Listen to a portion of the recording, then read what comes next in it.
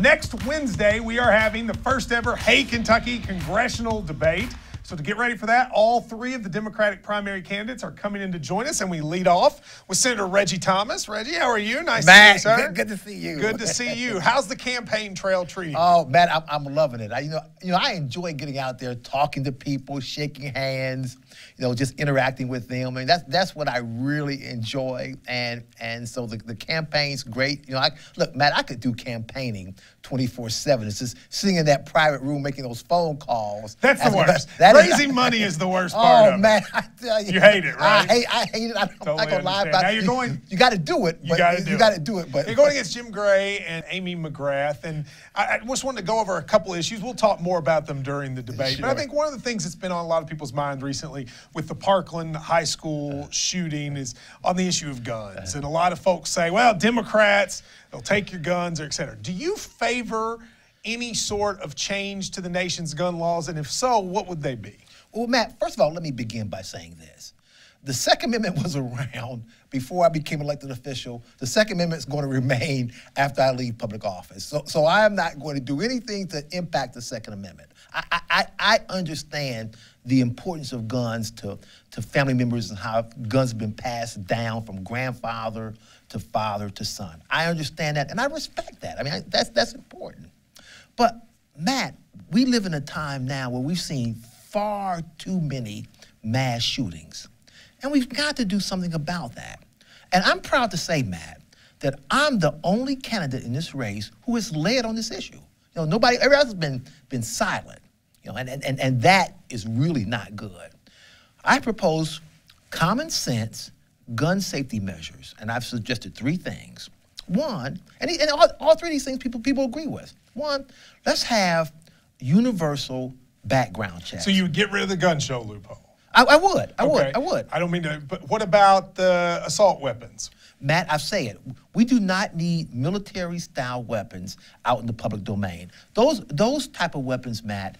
So you would vote to ban like the AK-47? Matt, I don't think there's. Not only would I ban them, Matt, but I would do this.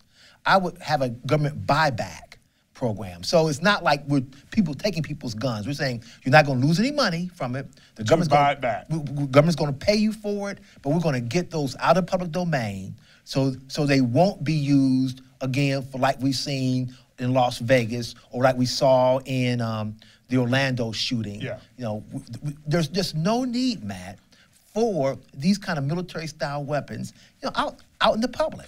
Now, let's talk about, you were, I think, the first candidate, maybe the only candidate so far, who has been for universal health care. Am I correct about that? Again, Matt, I am proud to say I've led on that issue as well. Matt, we can't afford.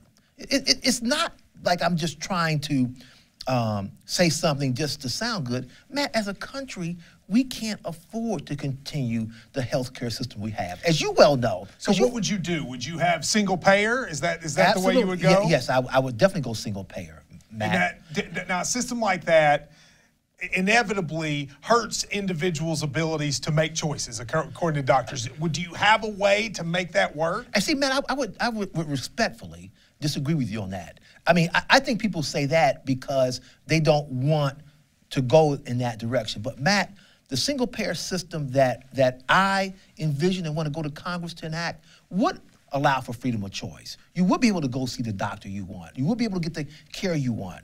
I mean, as it is now, Matt, most people now can't go see a doctor without an insurance company saying, well, yeah, you can go, or maybe you can't go. Especially in a place like Lexington, which is having kind of troubles finding enough doctors for all the new patients. Well, Matt, not just Lexington, but go out to these rural areas, and you can't even find a doctor. You gotta travel sometimes across county lines, 2 or 3 counties to get a doctor. All right, now I always like to ask people questions like this because I find the answers interesting. Donald Trump's been president. I'm sure you're not a fan, but you got that right. But has Donald Trump done anything at all that you like, that you think has been a positive decision?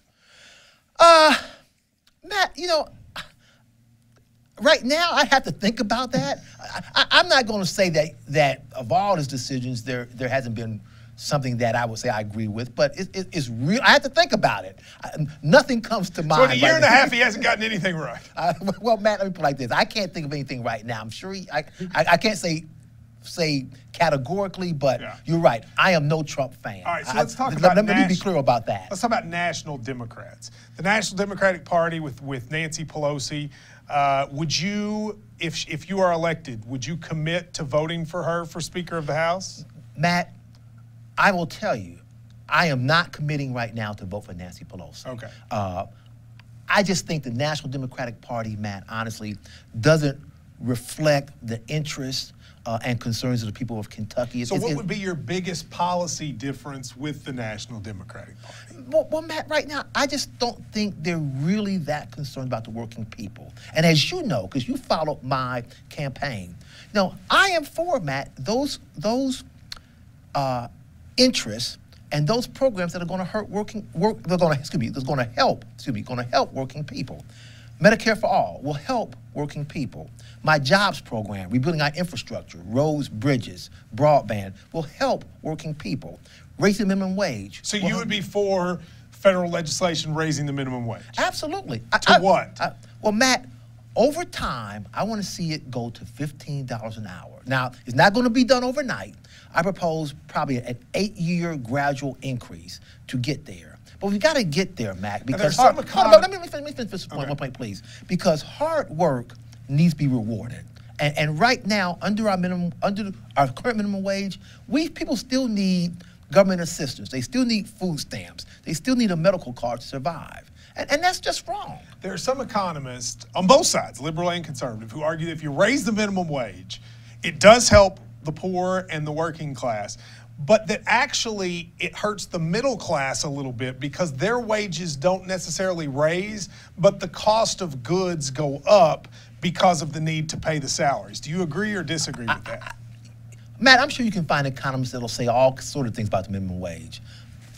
What I've heard and what I believe is that raising the minimum wage will be good for all sectors, all peoples in our economy. Matt, as I've said before in a debate a couple of weeks ago, that what we saw in Lexington, when just as a single county and we raised minimum wage, that unemployment went down and jobs went up. Okay, so it was a win-win just for Lexington when you got all the other counties having a lower minimum wage. All right, I want to switch gears for a second to immigration.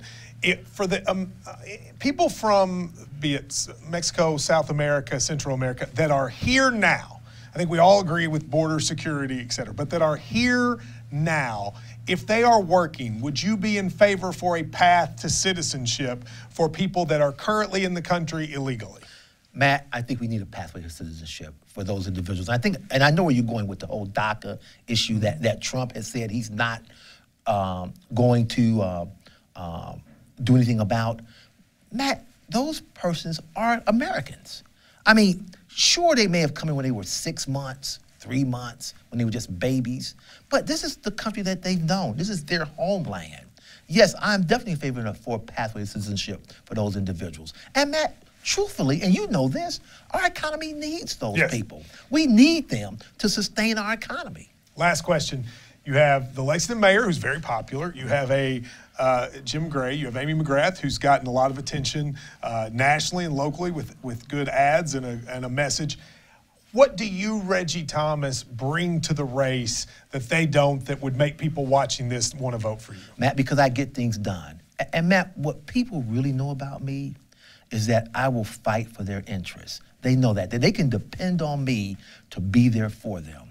You look at my votes for working people. You look at my votes for public education. You look at my votes for any sector of this economy that really is going to bring health care to people. Make education available to them. Support higher education. They know that they can always depend on Reggie Thomas to fight for them. I get things done. Well, Senator Thomas, thank you very much. You will see Senator Thomas and fellow candidates Jim Gray and Amy McGrath face off next Wednesday night for 1 hour here on LAX 18. It is the Hay, Kentucky primary debate. I will be moderating. Should be very interesting and informative going into the election. Good luck, sir, and I will see you next week. Thank you, Matt. Thank you very much.